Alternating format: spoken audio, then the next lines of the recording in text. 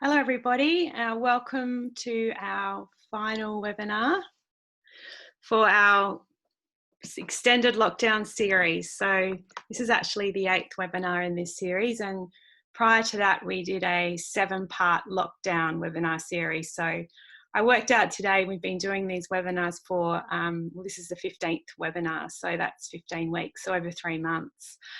So that's a real effort, and it's been fabulous. We definitely have really enjoyed bringing these webinars to you all, and we're very excited to bring Dr. Vanita Sharma again tonight. So many of you heard Dr. Vanita Sharma speak 2 weeks ago. She's a doctor of Ayurvedic medicine. She's an integrative Ayurvedic doctor. She's actually a 5th generation Indian Ayurvedic doctor, so she has true ancestral knowledge. And she's also been in clinical practice for over 2 decades. So she's a very knowledgeable woman, and she runs her own clinic in Melbourne. So yeah, we're very excited to hear from her. She's going to be talking tonight about Ayurvedic food and nutrition, and this is all information we can really apply, to ourselves in our lives from home too. So this is going to be a great night. So I'm going to introduce Vanita to you now.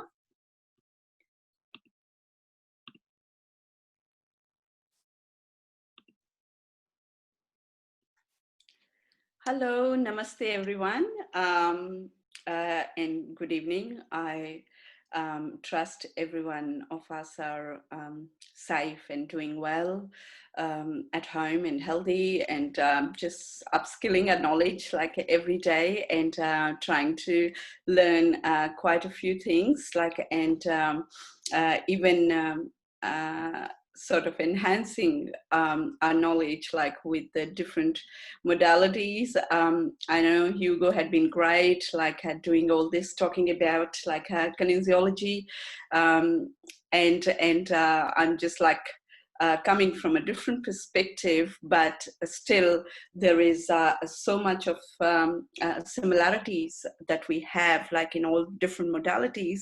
So I was talking to both Kerry and Carrie, just discussing about how interesting all these traditional medicines are. So when I prepare all my slides and everything, so I just research and go into deeper sort of knowledge. And I myself learn so much, and then I love sharing, as we discussed before. So what we are going to talk about today, as you are all aware, we would be talking about Ayurvedic concept of food and nutrition. So it's I'll speak the first. It's a shloka from Charaka, which is Sharira Madhyam Khalu Dharma Sadhanam. The body. What is the body? Sharira is the body. Madhyam means the instrument or the means. Khalu Dharma, we inhabit only one of the body in a lifetime.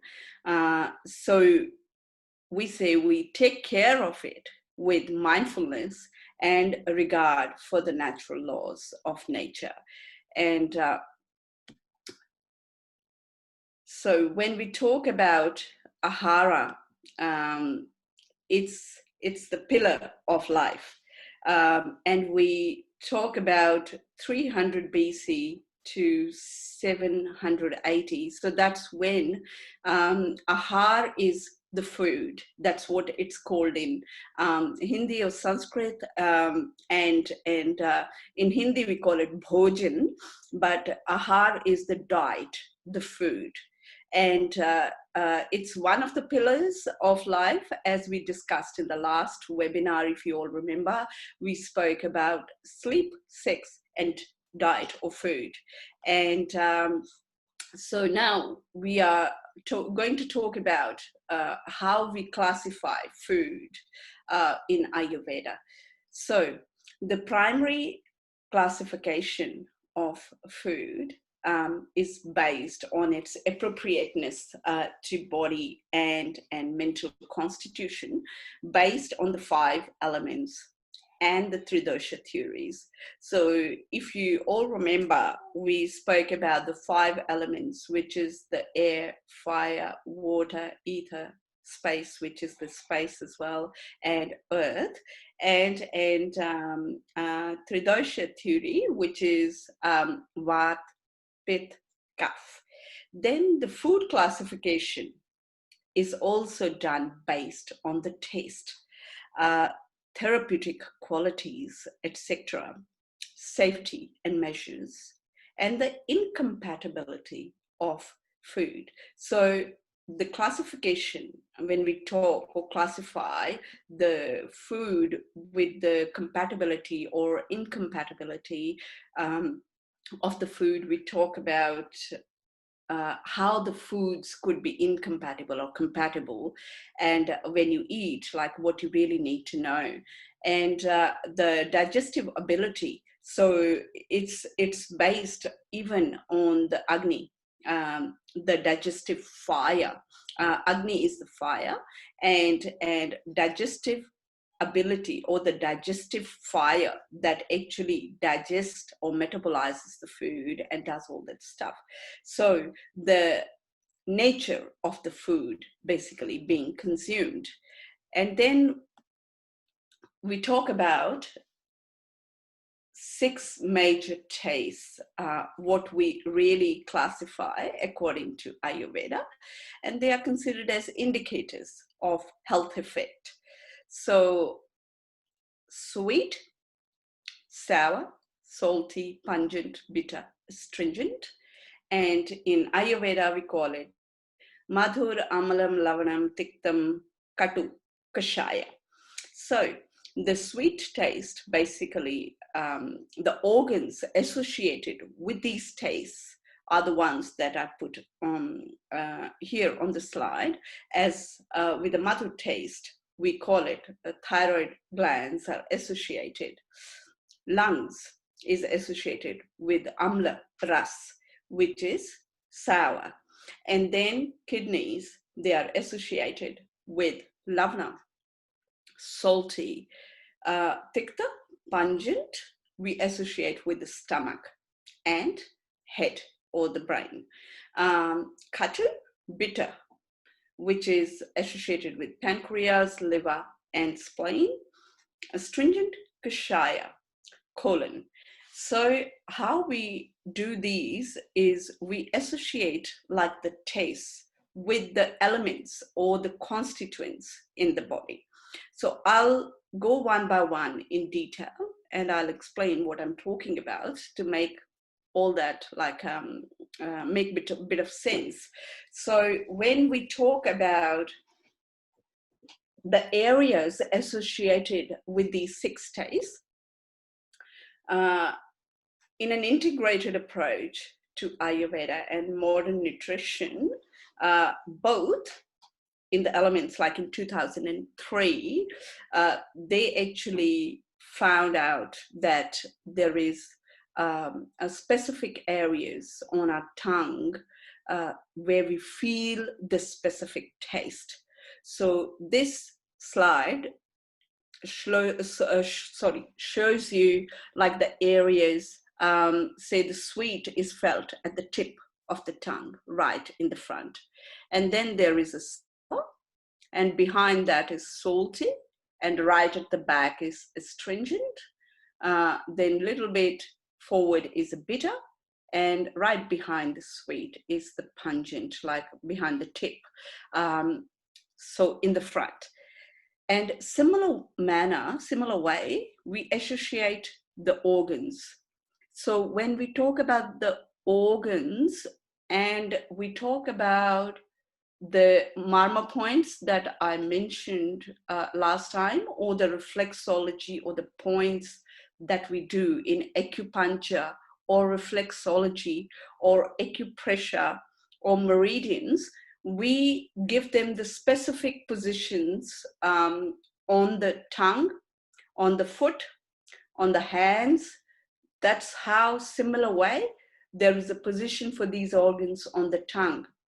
So as I spoke last time in the webinar, that we do the analysis not only with a pulse, but we do tongue analysis, we do pulse analysis, we do urine, it's called Ashtavidh Chikitsa, which is an 8-fold examination. So when we diagnose or assess or analyze, we do a lot of like a analysis on the basis and diagnosis by the means of analyzing or diagnosis through the means of pulse and urine analysis and tongue analysis and all those kind of like stuff. So even physical, looking at the appearance and eyes, color of the eyes, and when we look at the tongue, as I showed like last time, which I'm going to show you right now as well. But when we discuss tongue, we say the similar thing. That's why I mentioned before the organs that are associated with those particular tastes, because that's the position or the areas of those tastes and the organs over the tongue. So for the sour, as you can see marked in blue, is the left lung and the right lung. So then it's a spleen and liver behind, and right at the tip where it's sweet, it's heart. Behind is the stomach, pancreas, and then intestines at the back, and the kidneys, right kidneys. If you look carefully, you'll find that it's exactly how these organs are placed in the body. Anatomically or physiologically, we look at the organs, like we see the heart lies right in the middle between the lungs, and then there is a stomach underneath, and the pancreas on the left, and the spleen and liver on the right. And then it's like below is the intestines, the large colon, and then it's the small intestines, and then behind is the kidneys. So if you look at the tongue from tip, if you go backwards, you're actually going in the body from top to bottom. So that's how the tastes are. And if we now look at the tongue, how we do the tongue analysis is, you can see clearly there is black like mark on the tongue. If you find anyone having that black, like a distinctive tongue, different than the others, because you can see the healthy one first, which is exactly as a rose petal tongue. So if it's all clear, and how that's clear is, it means that person who has a healthy tongue, it means that person looks after the teeth and the tongue and the gums a lot, like the oral hygiene. So brushing your teeth is not only important, tongue cleaning is the most important, because that's associated directly to your gut, which is the basis for Ayurveda. And we begin all the analysis and associate with the gut, whether it's a mental health, whether it's indigestions, or whether it's whatever, joint pains, aches, or any kind of medical analysis of pre-existing conditions. So then we step on to Vata is black, and there would be cut in the middle, like of the tongue. And if you look at Pitta, Pitta is fire. Fire, it's like yellow and orange kind of like thing.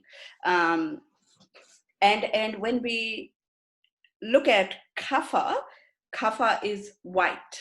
It's cold.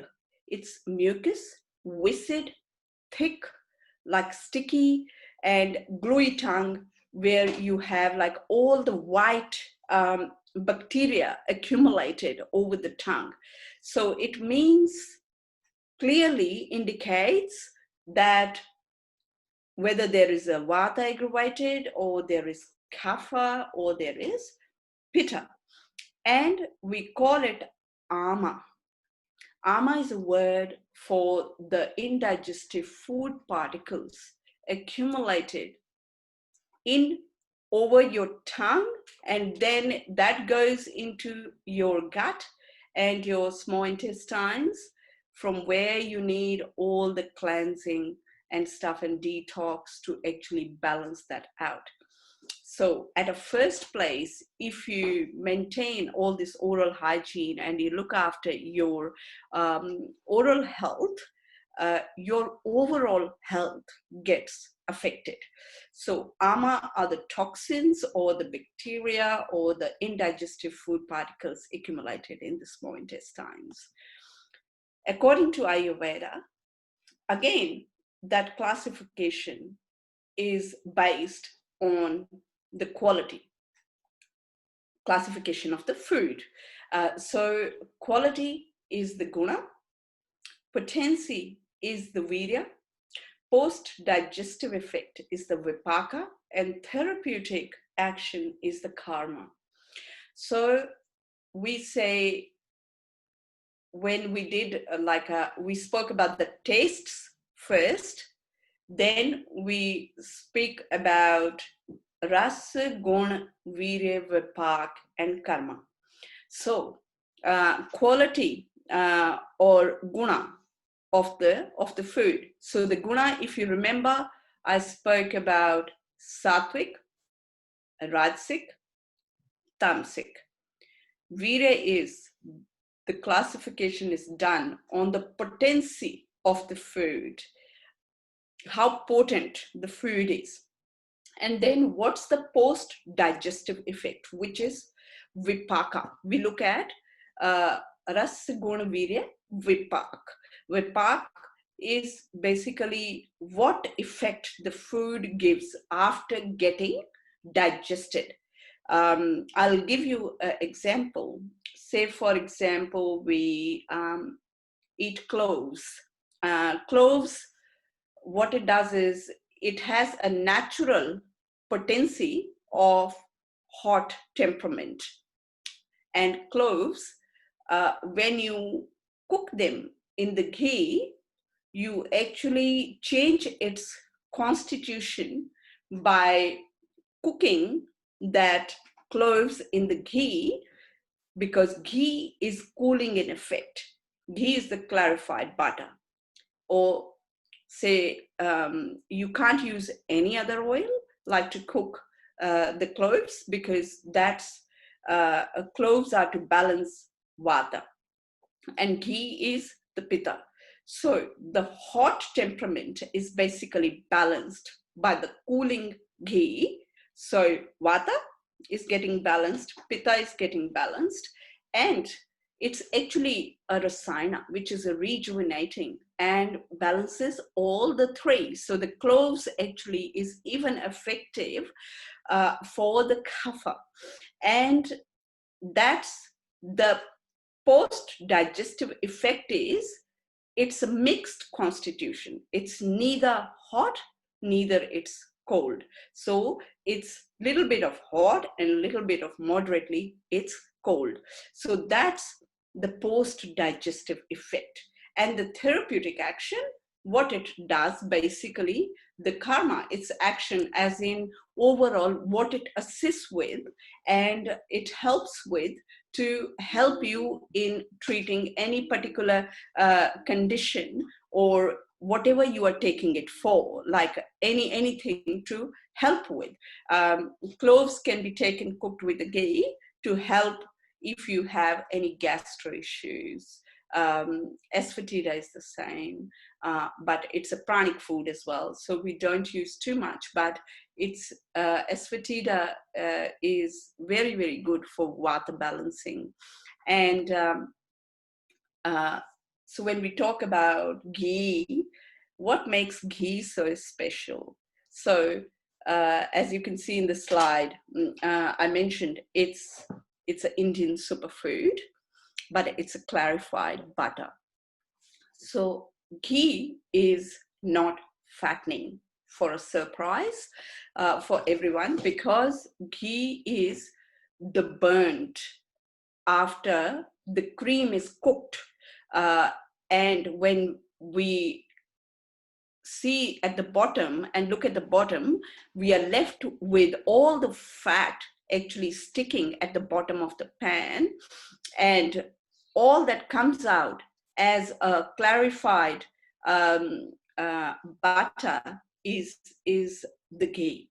And that ghee is actually the mono unsaturated fats. It's not the polyunsaturated fats, which are harmful for the body. So ghee is useful in a lot of different ways. It's cooling, as I said, it balances pitta, it's the best digestive aid, and as you can read in the slide, the ghee reduces the glycemic index of the food, due to which there is slow and steady release of blood sugar levels. This is ideal for diabetics and also helps assimilate nutrients. And the most important thing, it's a very, very good prebiotic.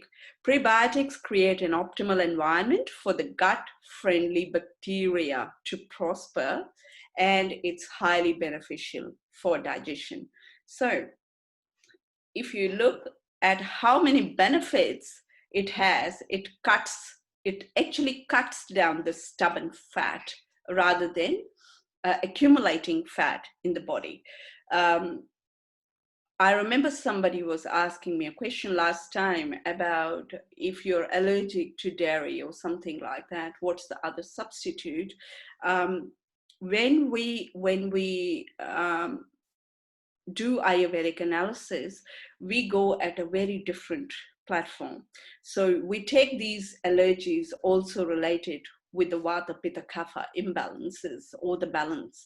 So all our focus is to create that balance, which actually vice versa affects on the conditions, or even if it's allergies, people have treated their allergies by creating that balance with the support of the diet and with the help of all these Ayurvedic Panchakarma therapies, where we get rid of the root cause of the problem.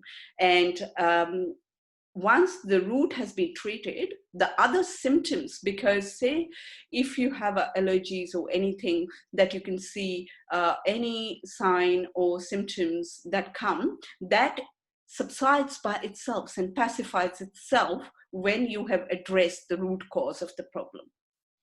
So, and that we do it with a pulse analysis. So once we have done the fasting, empty stomach, that's very, very important. It needs to be done fasting first thing in the morning so that we can get the exact diagnosis or analysis. Then it shrinks the fat cells. It has a high smoking point. It reduces the GI and assimilates the nutrients, helps with the digestion. It's a prebiotic, reduces cholesterol, heart healthy. So there is no harm for people to have cooking in the ghee, even if they have a heart conditions. Why? Because as I've already mentioned, it reduces the glycemic effect index of the food. And it's helpful even for the people having hypertensions and stuff, because it's all the stubborn fat has been cut out. So it's actually the healthy fat. That's why it's called clarified, clear butter. And it boosts the energy, lubricates the joints, nourishes the skin, balances hormones. How it even helps, people who are mostly constipated. And constipation doesn't just mean that you don't pass the bowels, or you don't go to the toilet every day, or you have elimination process. Constipation is even when you are taking out raw food particles. Say, for example, sometimes people think that they have a diarrhea. But it's not exactly the diarrhea, it's just the indigestive food particles that are coming out in the form of bowels. And it comes various times because your gut or your colon is not working to the optimum level, and your stomach is not getting clear in a one go or maximum twice, which is the best. And nourishes the skin in this sense because people who have dry skins, or they have a dry gut, or anything, dryness in the body or the joints or anything, we recommend them to start eating ghee, because that's the first indication that this person is not having enough of the nourishing ghee in the diet. That's why this person has a digestion issues. Another thing, it boosts the fertility, because the ghee is actually used as a basis for a lot of products that we prepare for women to have that hormone balance in the body, as well as to boost the fertility, because there is kumare, ghritam, there is a lot of other ghees. They're called ghritam or ghee in Hindi, ghritam in Sanskrit. And if you find any products where it's written ghritam, it's indicative that it has a ghee. So once we have created the balance with the help of panchakarma, we can be stress-free or tension-free that it's not going to suit me because I'm allergic to dairy. So all you need is just a good panchakarma therapy and a detox and a cleanse, biopurificatory cleansing, we call it. Pancha means 5 processes, which is massage, steam, and snena, svedna. We say Vaman, Virechna, Basti. Vaman is the emesis, and Virechna is the purge. And we don't do everything to everybody because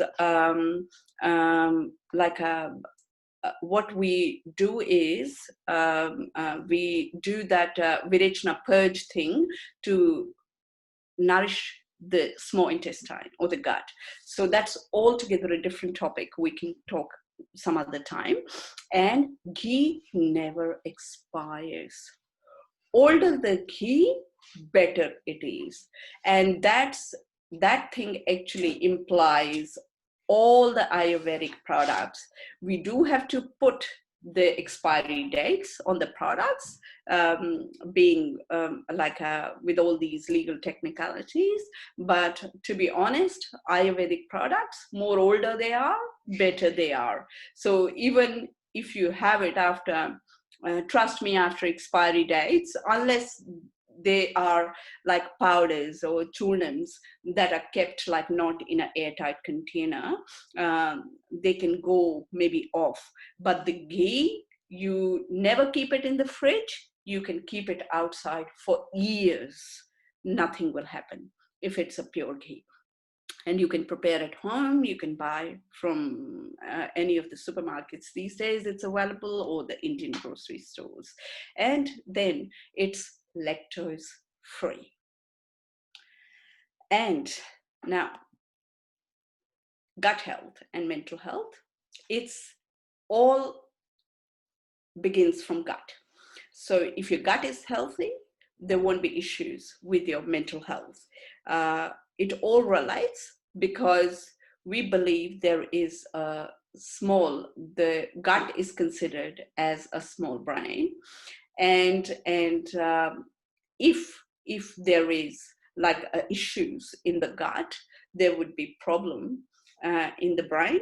And if there is a problem in the brain, there may be issues in the gut. But mostly it's the gut that keeps your brain healthy and your mental health nourished.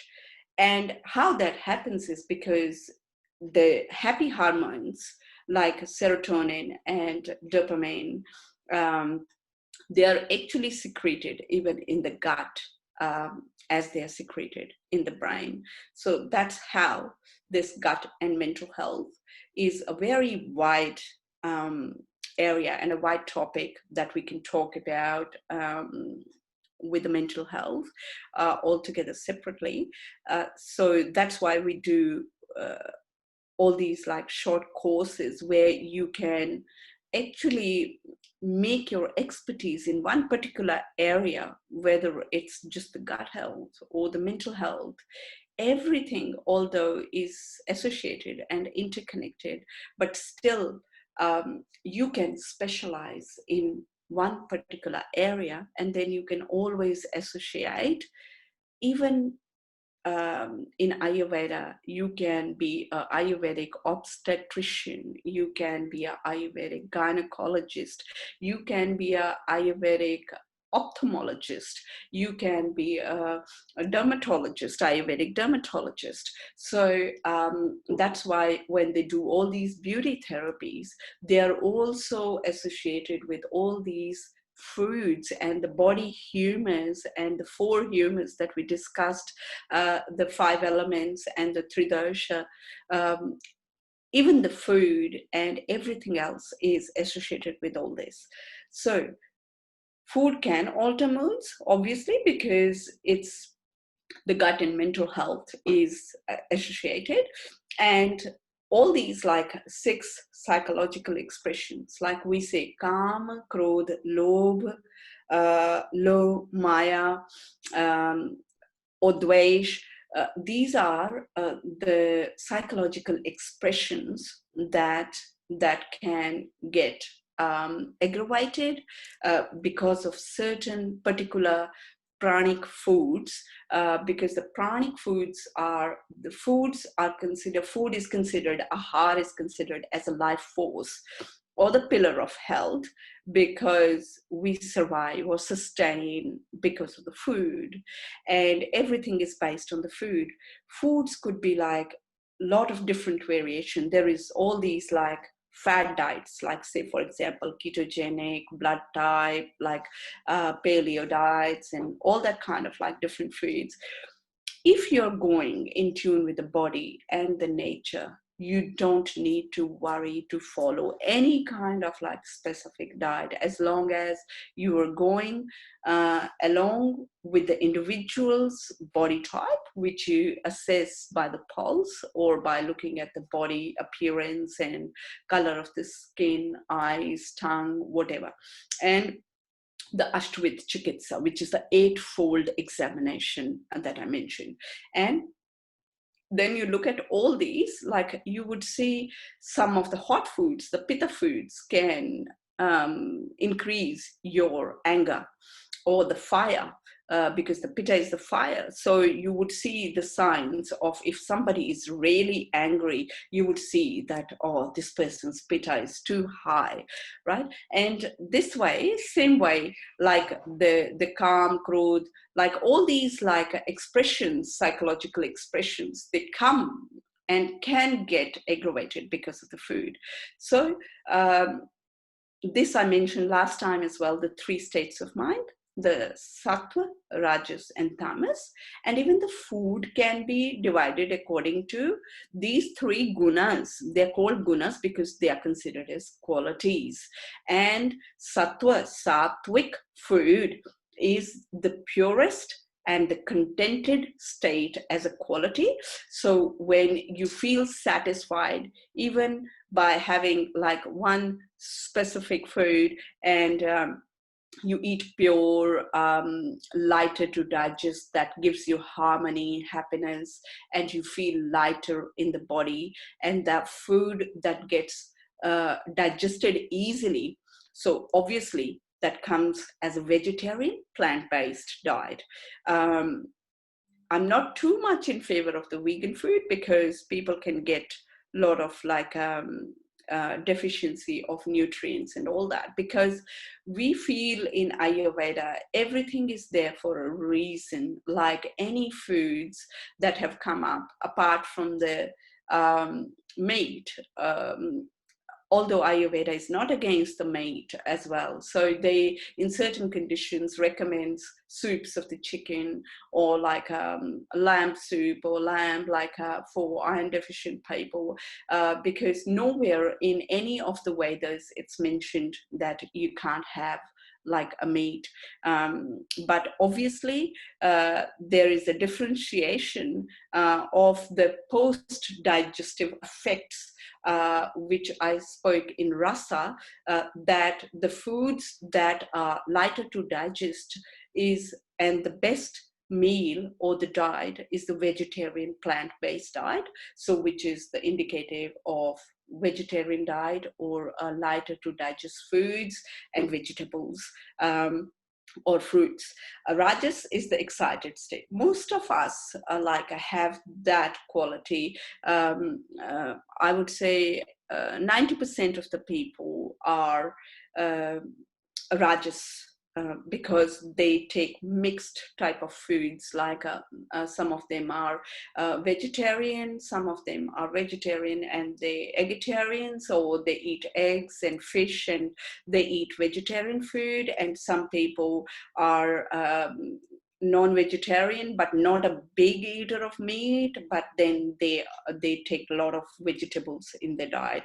So that comes under Rajas, which is a combination of sattvic and rajasic, and it's kind of like excited state or the pitta state to some extent, and a mix of pitta vata or kapha. Kapha is the tamas, which is heavy, lethargic disposition. That's why I wrote there. It's the heavier foods, which are the meats, because meats are the hardest foods to digest. So people who eat those kind of foods, they're considered as they are on tamasic diet, which causes laziness, lethargic, makes you feel droopy, sleepy all the time. You put on weight like fat, and you develop all these illness or the conditions, medical conditions, which are due to the overeating, we say.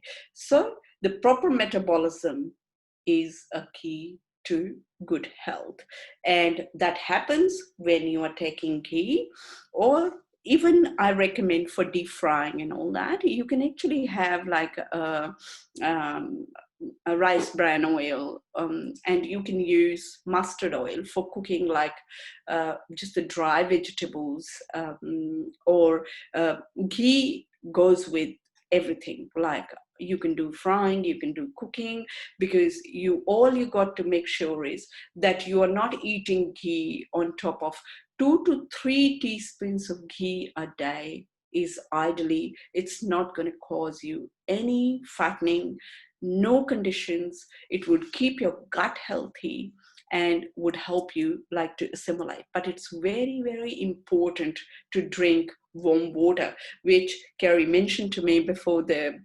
webinar, that she has already started, and her daughter drinking warm water, which is fantastic. And this is all Ayurveda is all about, because it's not just to practice as an Ayurvedic practitioner, but you can adapt these lifestyle changes. As Carrie mentioned, there is a lot that we can imply in our daily lives, like with our kids, and there is a lot more that can give a sense of living and a way of living. And obviously that metabolism and assimilation will happen if we are going to have a sattvic, pure, that pleases our heart and brain and our gut, and is lighter to digest. Obviously there is going to be a proper assimilation and digestion and metabolism that would happen in our body. Addictions. When it comes to addictions, it's not only just we talk about drugs. Anyone can be addicted to a coffee, tea, which we most are these days, or even smoking or weed or whatever, that all considered as addictions. So we have to make sure, like, to have a proper metabolism and a good health, we have to say goodbye to all the addictions.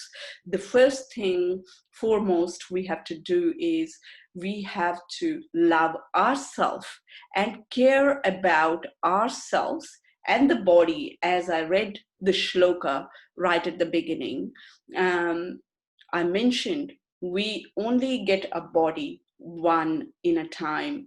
So if we don't look after this and we don't say goodbye to all these addictions, we will always develop, maybe even later in the life, but we would develop one or the other medical condition. So to avoid all that, we need to be not an addict.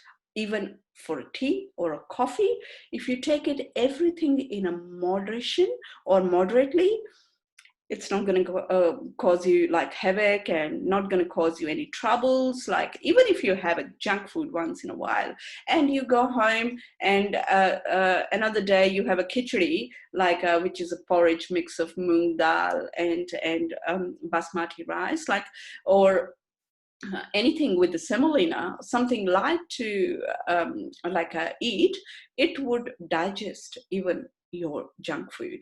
So Ayurveda is not very hard living. It's just a mindset.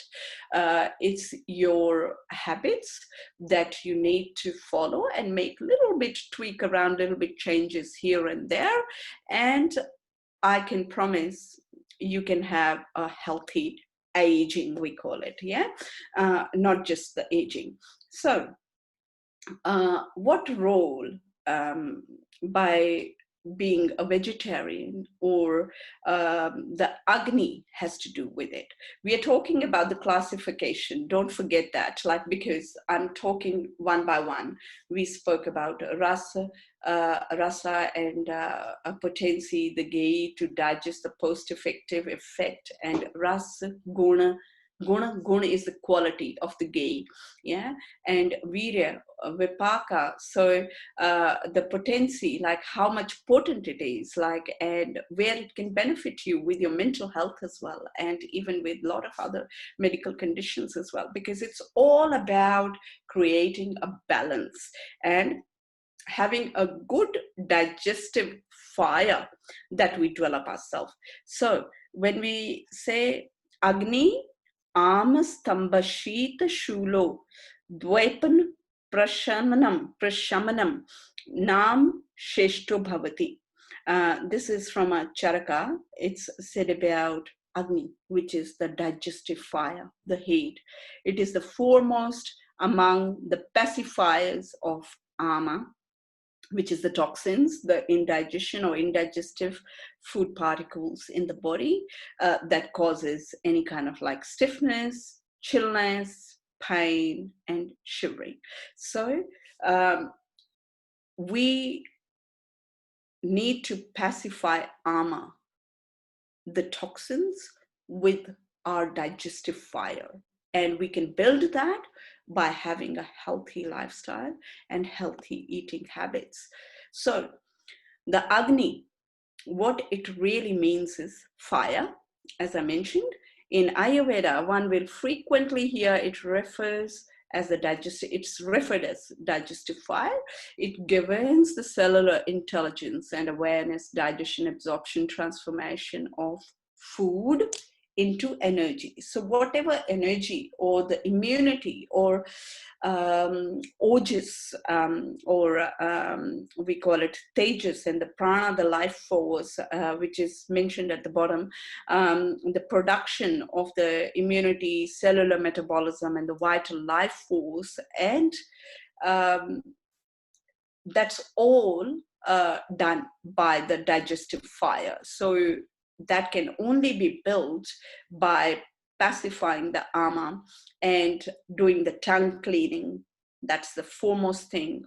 Hot water drinking, warm water more than the lukewarm, but lesser than the hot, and to awaken your consciousness and be more aware about your body and yourself, like to have a better metabolism and digestion and assimilation. So it also governs the nutrition of all dhatus, which is the tissues, and regulates the body temperature. So the Agni doesn't mean that it would always cause you fiery or make you fire or anything. There is not a good and bad like a constitution or a dosha or anything like that. It's balance or it's imbalance. It's only two things. So in Ayurveda, the focus is to getting you back from your imbalanced state to the balanced state. So there are 4 types of Agni: the Sam, Visham, Tiksham, Manda. Manda means dull, Tiksham means sharp, Vishma means irregular.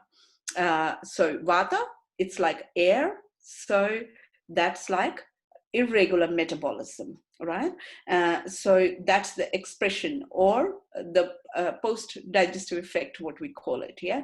And Samagni is the balanced, when all the 3 constituents, Vata, Pitta, Kapha, are in balance, it creates and does, it means you have a balanced metabolism.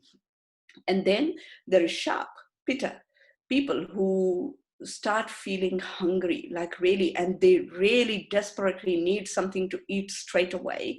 They have a very strong metabolism, hypermetabolism, it means, and which means when they eat food, they even digest food quickly, as quickly they feed themselves. So that's why it's called a Tikshan, sharp Agni, a stronger digestive fire. So Vishma is difficult, irregular, and harder. Like, so there could be sometimes you'll feel really that you are feeling hungry a lot of time, and sometimes it will completely shut down, like switch off, and you will feel not hungry at all. So it's very irregular. So people with kapha, they have like a very weak digestive fire. So it's dull and slow. So it's called hypometabolism. So according to your constitution, you choose the foods. So that's why it's called tridoshik. The classification is tridoshik. Like, so the diet and the food is classified according to vata foods, pitta food, and kapha foods. So that you can regulate your irregular metabolism. There are certain foods, yeses and nos for the vata. So similar thing for pitta and kapha. So you just eat the foods that are yes for the vata, pitta, or kapha to to regulate your irregular metabolism. And for the hypermetabolism to suffice and to pacify that and bring it to a balanced level. So you need to have certain cooling foods to calm down your fire and your pitta. So kapha, because it's cold, it's viscid, thick. A lot of people who are kapha people, they are like big structures, tall, and big body structures and stuff like that. So they have a very weak digestive fire and a low metabolism. So they need to actually have the foods that could actually increase their digestive fire a little bit, so that they can have that kind of, and most of the people who are Kaphaj, Prakriti, or the body type and the constitution, they would generally go for carbs, creams. They like nourishing foods, like more warm foods, warm in temperature and all that. And similar thing for the Vata, because they are lean, skinny people.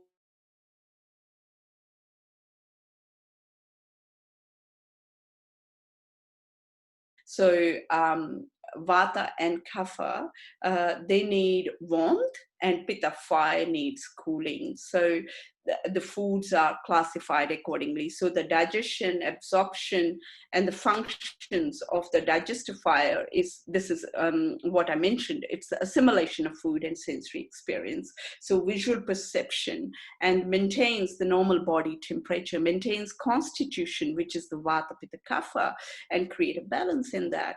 And the color complexion gives confidence, courage, fearlessness, provides mental clarity, tissue nutrition, flow of cellular communication, production of immunity, which we need a lot these days, especially with the growing COVID and spreading like insanely. And Tejas, cellular metabolism, prana, the vital life force, provides reasoning, logical thinking, and discrimination, creates a healthy glow and luster, and provides strength and vitality. Yena dosha dusham samachuchana vasta samuchna anavastha janitena bhavi jwar adi matram pratiyayate natu vat adi jati atva vadi vishesha madhva nidhana. Madhav Nidan is the Veda where this shloka came from. It means the remnant of the food not properly digested because of the poor Agni, which becomes the cause of all diseases, is known as ama. So anything that doesn't get absorbed and digested and assimilated in the body, that what becomes the indigestive food particles float in your small intestine or the colon, and then you need to do the cleanse to basically create that balance with the panchakarma, unless you keep a balance in the ama by doing the tongue cleaning. Okay, so the most important thing, the first thing in the morning, we say, like, what do you do when you get up first thing in the morning? Tell me, what do you do first thing in the morning? Yes, the most important thing is the importance of elimination. That's why you drink warm water in the morning. A lot of people drink tea and coffee, and that can be drank, but you should have a warm water. It's very, very important. The importance of elimination and bowel movement or shocham, the best prescription for a natural way of life. Like, why we say that is because if the people, if a person or individual is going to be constipated or have a digestion issues, it's all associated with the gut health. So passing or eliminating or having a good bowel movement in the morning first thing is the most important thing. Everyone, a lot of people I heard, like my clients that visited me, they say, oh, they don't pass bowels like for 2 to 3 days or even a week. Like I heard one person hadn't passed the bowels like for 2 weeks, like, and I was shocked. And I said, well, I know why you are here. So this just indicates it all begins from your gut health. So it's very important to drink warm water, which is very important to activate your digestion, and a ginger juice with a bit of pink salt before the lunch or dinner. So what do we say? Ginger juice with a bit of pink Himalayan salt. If we have that before any main meal, that actually activates our digestive fire, builds our digestive fire, and it's no for nobody. It's anyone can take. Kapha, vata, pitta, doesn't matter. It's good for everyone. Pitta don't need that because they have a strong metabolism anyways, like, so they don't need that. And this is the tongue cleaner that you can see. That's very, very important. Cleaning the tongue, especially at night before you go to bed, like even important than brushing your teeth, because this is what keeps your gut healthy, which means it keeps you disease free. Okay. Now, a lot of people do fastings. For what? weight loss. Generally, that's the most common thing that people tend to do, like fasting for. Some people do it for the health reasons, like for the good health. Fasting is basically, it's a power. It's param oshtam. Param oshtam means, param means ultimate, oshadham, oshadhi, medicine. So it's the ultimate medicine, because we don't say we have to fast, like as in fast completely. People do all these different kinds of fasting, water, soup, whatever, like intermittent and everything. So we have to do fasting when we know, like because we have to treat, as I have mentioned here, human body. It's not a eating machine. So it's not that you have to keep feeding yourself all the time, morning, evening, right? Even if you can have 2 meals a day with a difference of 8 hours, you would be healthy. And that actually is a kind of like fasting in itself. So eat only when the digestive fire, Jatra Agni, actually burns, or ask for it, not your tongue. It's not, you don't eat with the tongue that, oh, that seems very delicious, like that's tempting, I should have that food. Like you have gone out in the shopping center or wherever, like to a restaurant, you see something, and without even noticing whether you are hungry or whether your body actually, not you want it, but your body doesn't.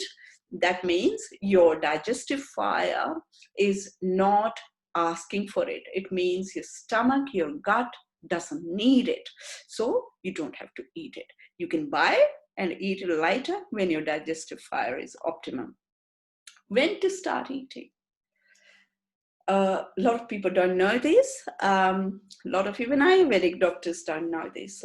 But we, in our nose, like we have 3 sort of like we call it Ida, we call it Pingala on the left, and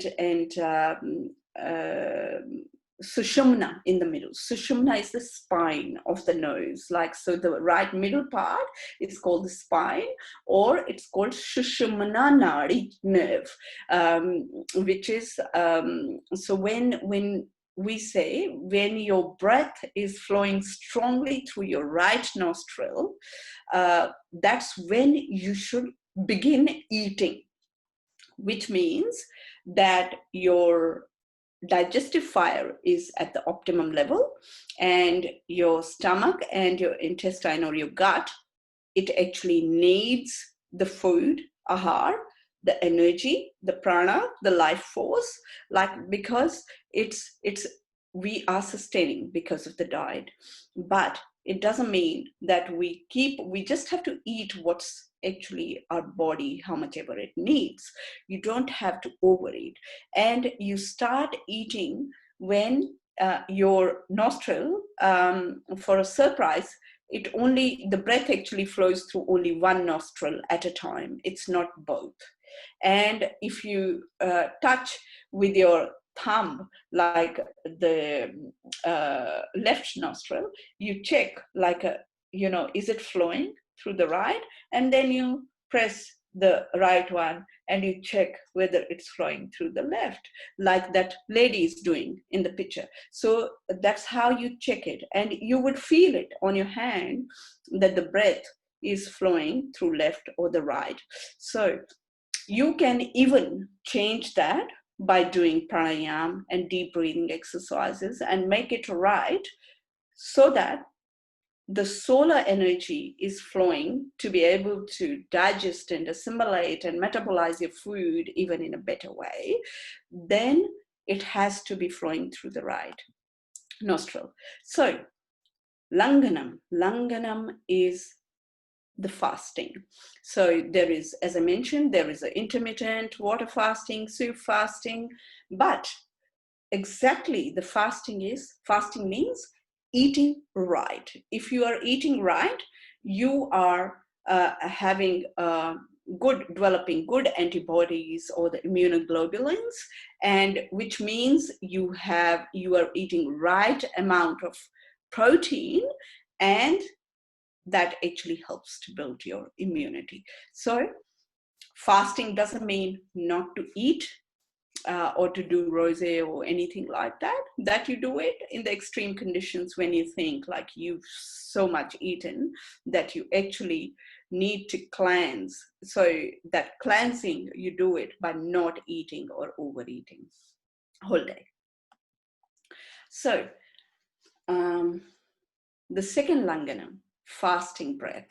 So what we do is like fasting doesn't mean just relative to the food.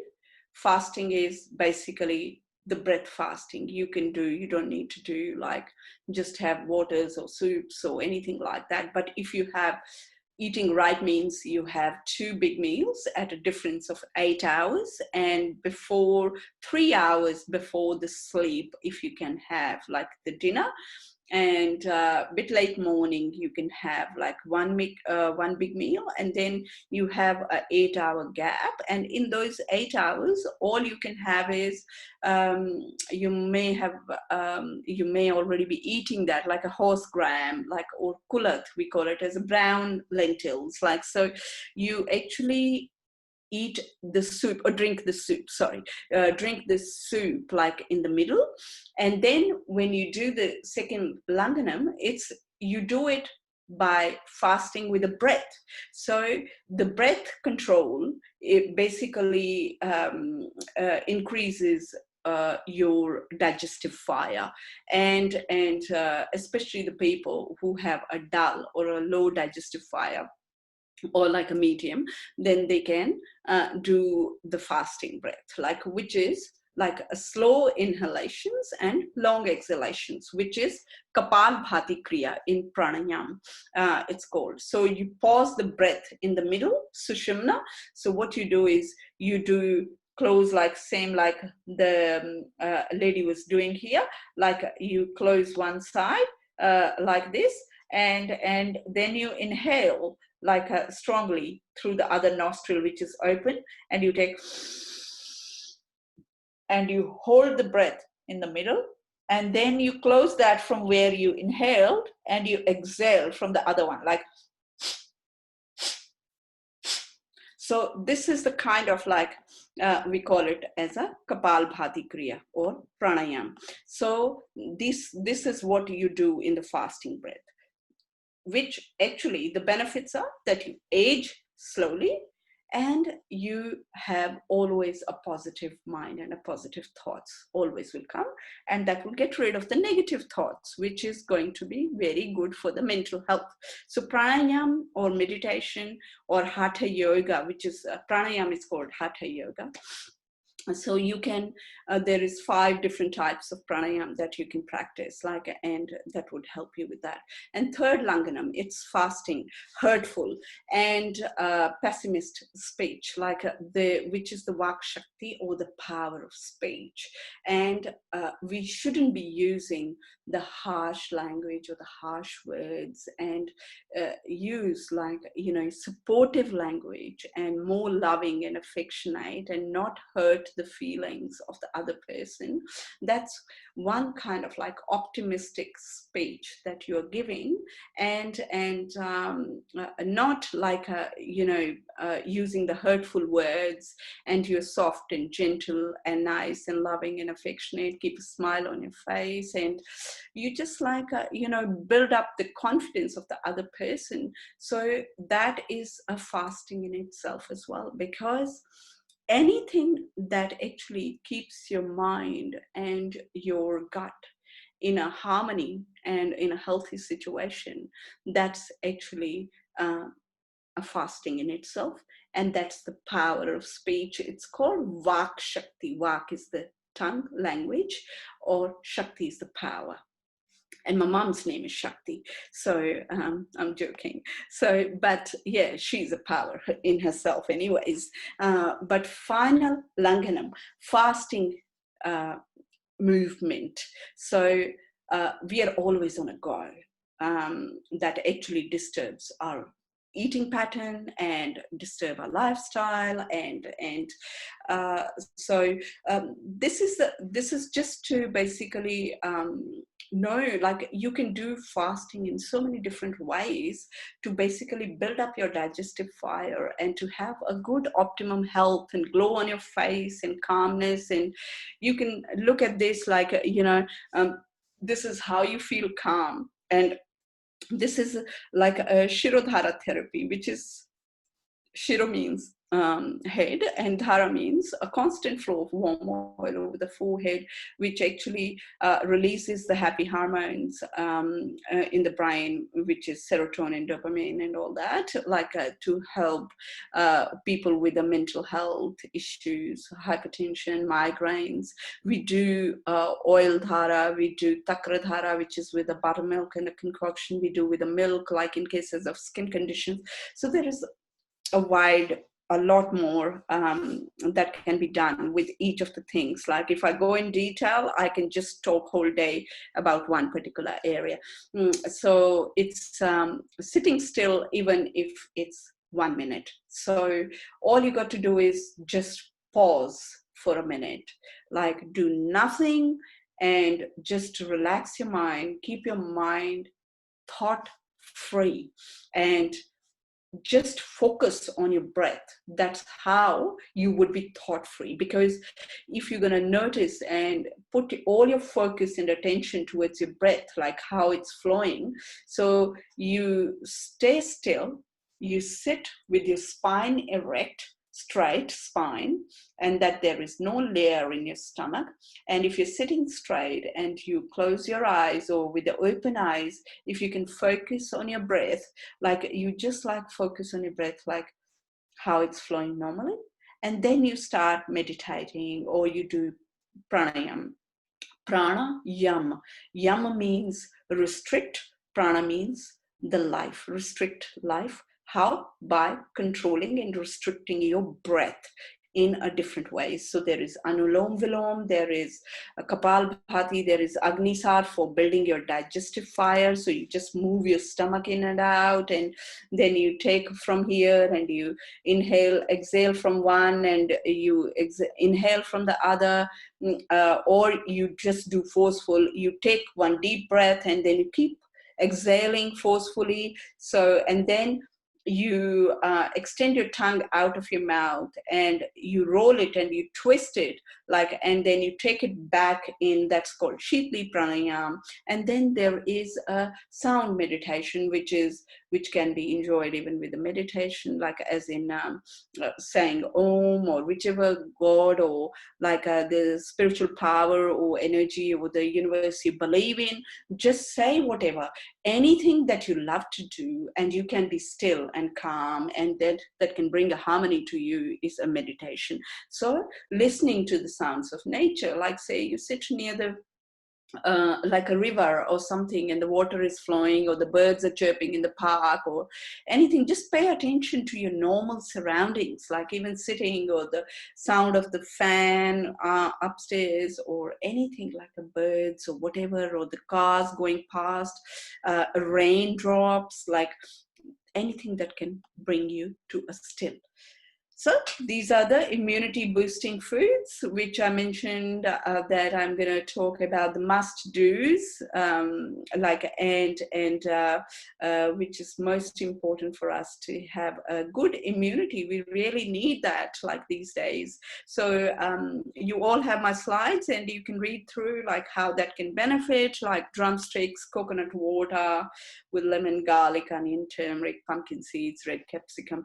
These are just like some of the boosting, like immunity boosting foods, but there are spices like that can build up your immunity, and there are Ayurvedic herbs, and we have a lot of like products that are immunity building products, like I may be launching one soon, which is going to be like really helpful for boosting up the immunity. And immunity is the most important thing these days to stay healthy and away from all the illness and sickness. Then what we say is Panta Bhat. The Bhat is the rice. It's called in Himachal in India Bhat, but fund, like it's like the soaked rice overnight. That's the best natural probiotic, even better than the normal probiotics like that you buy, that little things from the supermarket, your Cults and all that. You don't need anything from outside. It's all in your home, and you can soak that rice like overnight, and you can have that in the morning. That take 2 tablespoons cooked rice overnight soaked in 1 glass of water, and have it like in the morning first thing. That actually benefits you not only to build up your immunity, but gives nutrition values, strengthen your immunity, and curing any kind of like gastro issues like gastritis, bloatings, and all that kind of like stuff. If that happens, that can help you with that. It regulates good bowel movement, a lot of fiber and nutritive, and it cures constipation. Like if people can't pass the bowels, that's big trouble, because that's the most important thing that most of the people should be doing.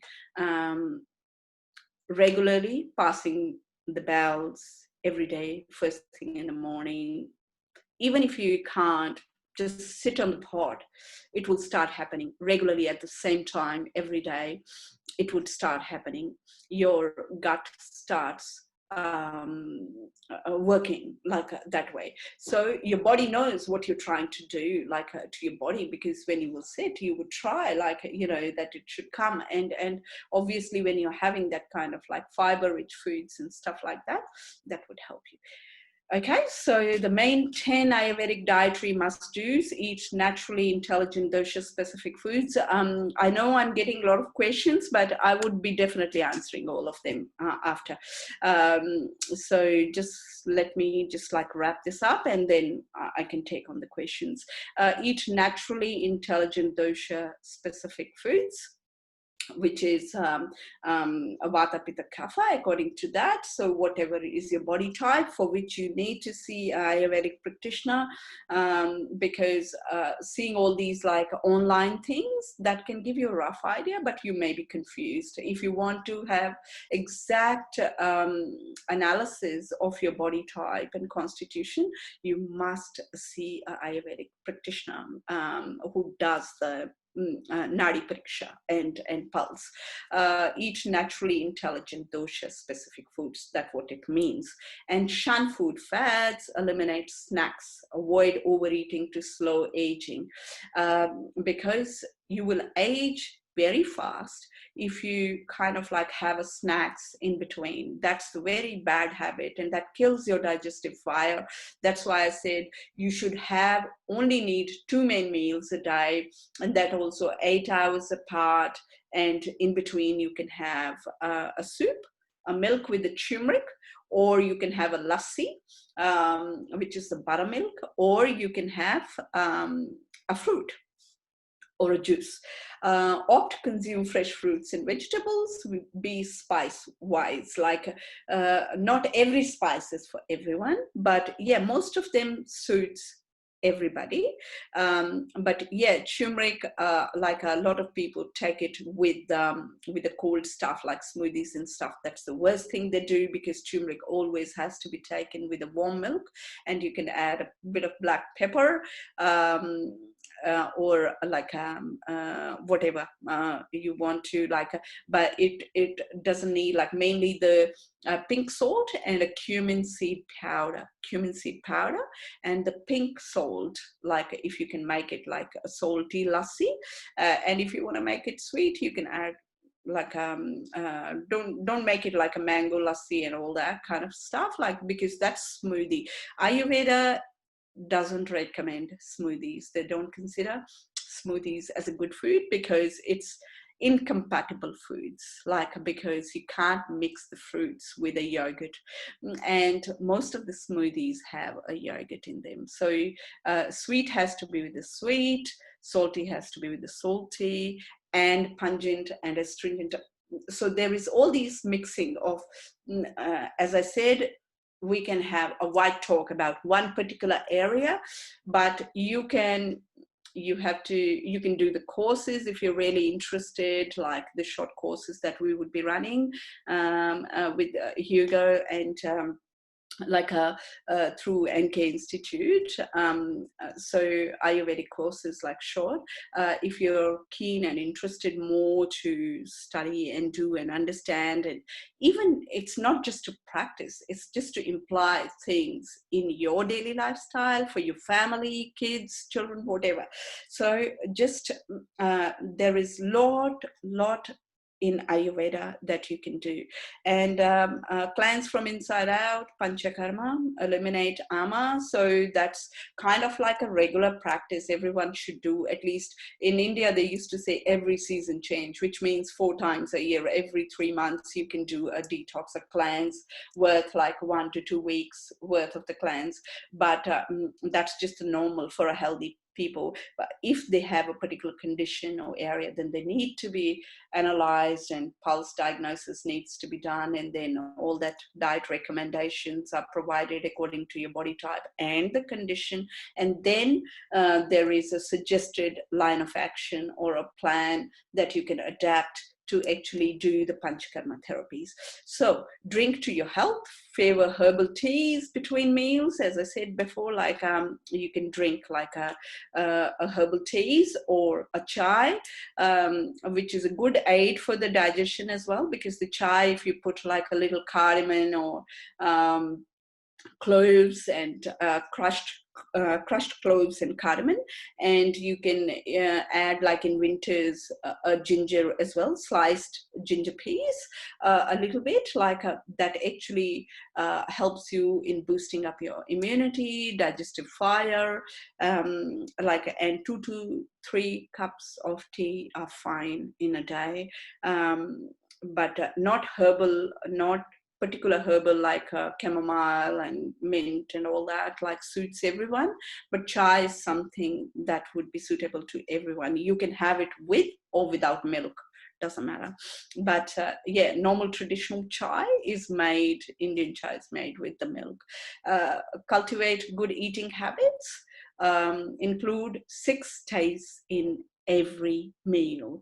And 6 taste means like to have the optimum immunity, digestion, tejas, which is building your life force and vitality, and have a good digestive fire and digestion to the optimum level. You should incorporate all the 6 tastes in a meal. So which means you can have a sweet, a sour, a astringent, a pungent, whatever, bitter, and the kashaya.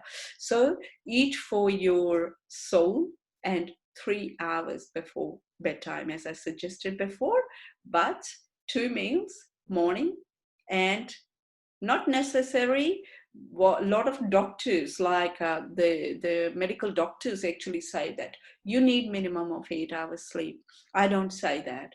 I say it varies with individual to individual. Everyone has a different a sort of capacity, sleeping capacity. So some people will feel fresh even after having 4 hours of sleep. And if you're going to eat light, trust me, you wouldn't like to sleep too much. Like I myself like sleep, if I can sleep consistent good sleep, like for 6 hours, I feel fresh. 6 to 7 hours maximum, and I don't like to sleep during the day, but even that's actually not even recommended, because it makes you feel sluggish, lethargic, unless you are pregnant or you are old age, like that's okay to sleep during the day and have afternoon nap.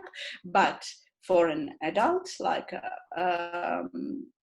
in 40s or before the age of like 50, I don't recommend daytime sleeping, like, because with the aging, yes, you have nothing to do, your body slows down, so you need a rest. Like, so you can have like a nap. Nap means a nap, not a sleep like as in full, like you would be sleeping and then you wake up. Like, that's going to give you issues. Even with the digestion, you will feel sluggish, lethargic, and loss of energy. So experiment with what you eat, like, which means allergy testing. So you don't need to go to these hospitals and stuff and give your blood and everything, like, to do the allergy test. Your body tells you what suits and what doesn't. You will eat consistently. If you ate something and you think something went wrong with your body, you can straight away start trying something and see if that what you ate has caused you trouble, say gave you a diarrhea or gave you a stomach ache or something, or you felt sick. You stop, you try the same food again, and you notice, like, if you receive the same sign and symptoms happen, stop eating. Like, you try once, you try twice, you try thrice, and if the same symptoms are coming, it means that food is not for you. And that means your body type is different. And even for allergies, it means that food won't suit you, or you may have like a IBS or some other medical condition which is actually causing a trouble when you eat that particular food, whether it's milk or dairy or whatever, egg or whatever. So that means experiment with what you eat. And remember, the world is our table. Avoid distractions, which means when you eat food, annadata sukhi bhava, which means you have to enjoy the food and you have to thank the person who has cooked for you, because it's not just eating. Even the cooking actually creates and brings a positive thoughts in the person who is eating your cooked food. That person actually is eating the energy that's been put into the food. Whoever is cooking with whatever intentions, or the positivity or negativity, or in a stress, if you're going to cook, you're going to burn the food, you're going to think, like, that's all psychological expressions that comes out like in the food. So it's very important that when you cook it with a pure mind and a pure thought, and praying with the prayers or mantras or chants or Jesus, or remember whoever you pray to, or with a good positive energy and thoughts, because that's what is going to transmit it through the food you cooked for the whole family. So and avoid the distractions means, like, so it's not only important what you eat, but it even matters whoever cooks the food, what energy that person is putting into the food. And avoid distractions means when you're eating food, you're just eating food. You're not sitting and checking your phone, who messaged me or texted me, oh, I forgot to do that, I'm doing this. Or you have a food on the side on the table and you're typing on your laptop or your computer. So these are the things, like, you have to respect the meal. That's what is going to give you energy, and a good energy, immunity, and going to digest in a better way when you eat it with a whole focus. And you thank the giver, the cook. And in the Langanam, we say you can fast one day if you have eaten too much heavy food. Like during the week, you don't eat like one day and you fast and just have soups or khichdi, and this is the khichdi photo, like the porridge cooked with the basmati rice and the mung lentils and the ghee. You add like a cumin seeds, bit of turmeric, or like a coriander powder, and you can add like whatever the Indian spices, like, or garam masala, red chili powder, because it's very good for the cholesterol people, red chili, like, but that doesn't mean that you keep eating chili all the time. But green chili is very good, vitamin A and vitamin D, and so you can add all that, like fresh grated ginger.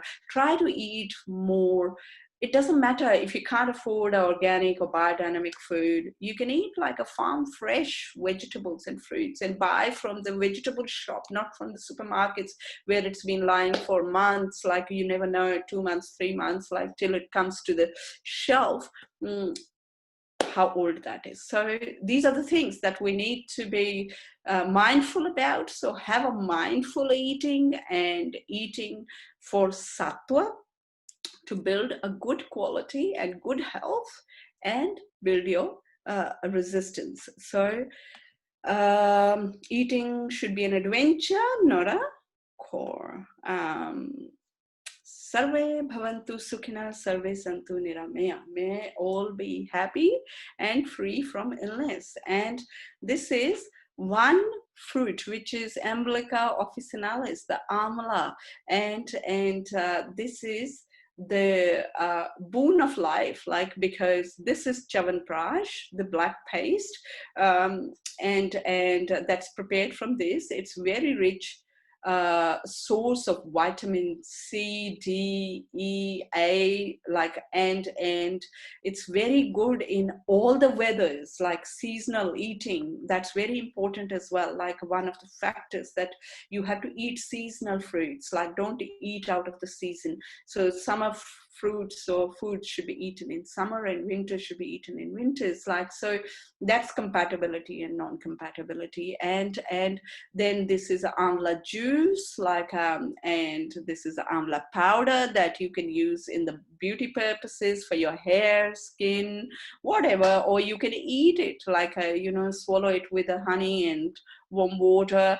And amla, there is a lot of like things that are prepared with amla. So it's a rejuvenating, it's a rasina. And it's the chavanprash. Chavan means 54 herbs, is a combination with this amla. And they say the young can remain young, and the old would start reverse the aging, like if they start having these, like amla in a chavanprash in a daily manner. So that's namaste, and brings it to the end. And that's all my details. If you want to email me, or because I think we are finishing this series today, and you would be looking forward for the conference by Hugo. That's all I would come to, I think, like come to an end, and I'm happy to take on the questions. Thank you.